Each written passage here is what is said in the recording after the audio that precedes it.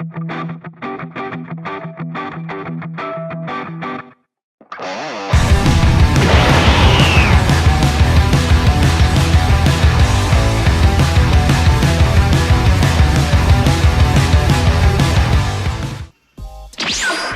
yun, what's up YouTube? Or what's up sa inyo guys? So muli, mag-unboxing at magre-review na naman tayo ng bagong release ng Ichiban Kuji ng Bleach.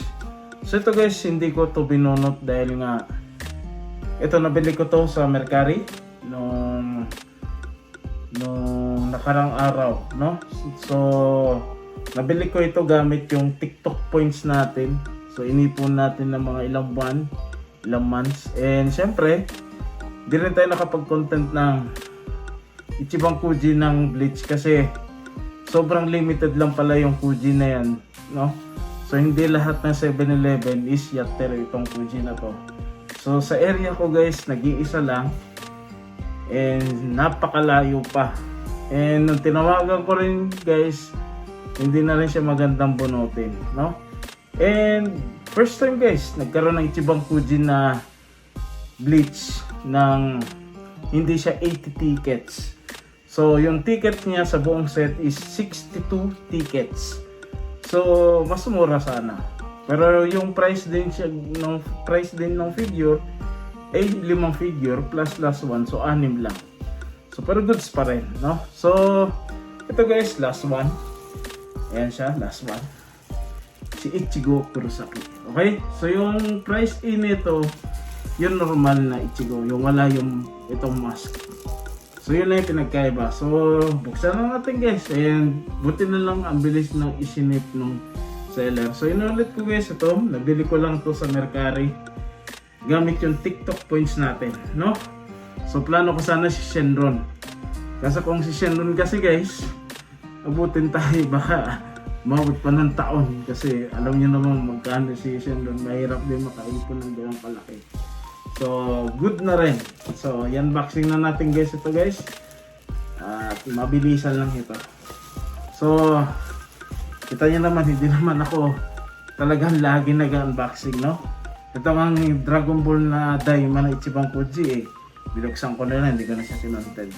So, ganun ako paano. So, ito, siningit ko lang, no? So, ayan. Pero hindi ko alam kung after unboxing nito, may i-upload ko agad-agad, no? Dahil nga mahirap yung schedule ng trabaho natin ngayon, no? So yan siya guys, ito yung packaging niya. Ayan. Ayan. Okay. Ayan. So buksan natin guys. So first time ko magkaroon ng Ichiban Kuji ng Bleach. Ay hindi, meron naman ako pero hindi ko siya na-unboxing, no? So first time lang tayo mag-unboxing ng Ichiban Kuji ng The Bleach. Okay. So ayan siya. Buksan natin. And medyo may kabigatan. Okay? So tingnan natin kung naka-clamp or hindi. Pero pag masterless kasi guys, possibility naka-clamp ito, no? So ito guys, inulit ko ang market range na ito sa Mercari is mga ganun na, mga nasa 6.8 to 7k yen, hindi peso, yen. Okay? So ayan siya. And inulit ko rin ang buong set ng Ichiban Kuji ngayon ng Bleach, 62 tickets. Hindi siya 80 tickets, okay? So, kaya kung wala ka makuha sa 20, buy out mo na lang. No? Kasi, maganda rin na may last one. Okay? Pero in-expect ko magmamahal ito eh.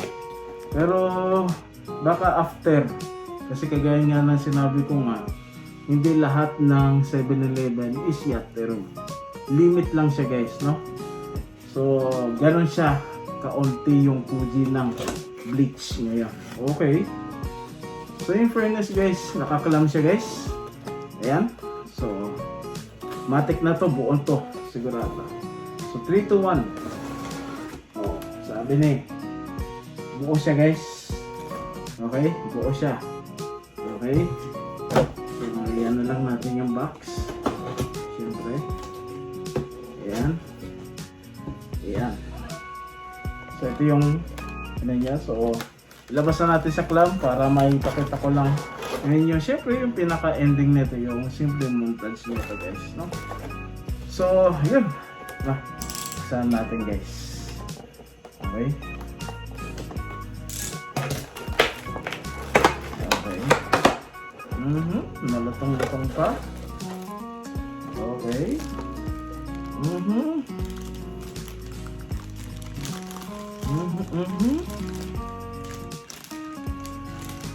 Siya.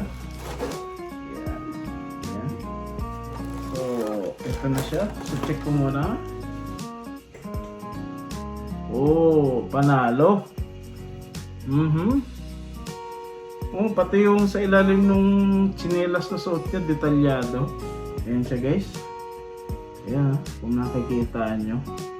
Detalyado. And syempre, yun lang yung pinagkaiba siguro sa last one tsaka sa normal na ganito. Kasi yung standing posing, same lang. So ang pinagkaiba sigurado dito guys, sa mukha. Yung sa maskara, tsaka yung sa mata. Diba pag nakaganitong mas na ulo si Kurosaki, yung mata nun iba. Ayan siya guys. Ayan. So yun lang yung pinagkaiba sa last one tsaka sa price A. No? And sa price A nito na si Ichiko Kurosaki, nag-iisa lang. Tapos yung B at C, yun yung tig-dalawa. So, yun. Ayun siya. Detalyado siya guys. Angas.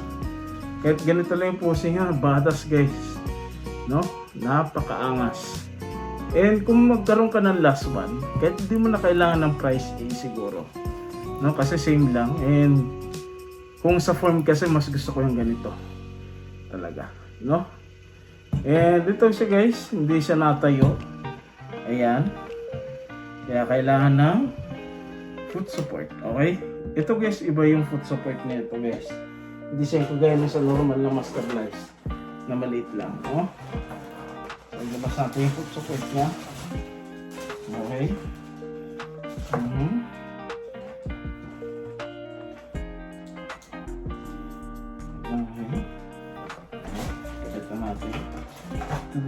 Kakaiba yung foot support niya guys. Ang laki. Ayan o. Ayan yung foot support niya guys. Okay. Okay, kabit muna natin. Para may pakita ako sa inyo. Okay. Okay. Ang ganito lang siguro yan. O yan. Ganyan lang siya guys. So yan lang siya guys. Ayan. Kung ano. And syempre pinaka ending video natin yung simpleng montage niya. And sana kahit pa paano makita nyo yung detail dahil syempre hindi naman ganun kaganda yung camera natin. iPhone lang naman. So wala pa tayong budget sa mga GoPro na yan. So ayan siya guys. Ayan. So ito guys, inulit ko. Limit lang siya sa mga 7-Eleven siya guys, tsaka sa Ito-Yokado.